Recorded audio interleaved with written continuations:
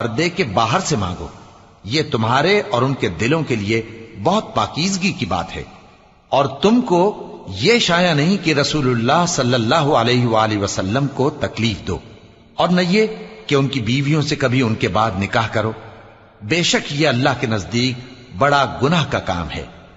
اگر تم کسی چیز کو ظاہر کرو یا اس کو مخفی رکھو تو یاد رکھو کہ اللہ ہر چیز سے باخبر ہے۔ خواتین پر اپنے باپ دادا سے پردہ نہ کرنے میں کچھ گناہ نہیں، اور نہ اپنے بیٹوں سے اور نہ اپنے بھائیوں سے اور نہ اپنے بھتیجوں سے اور نہ اپنے بھانجوں سے، نہ اپنی سی خواتین سے اور نہ اپنے باندی غلاموں سے۔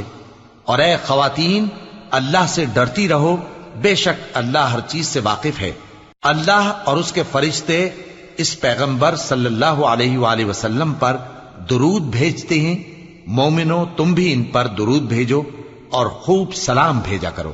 جو لوگ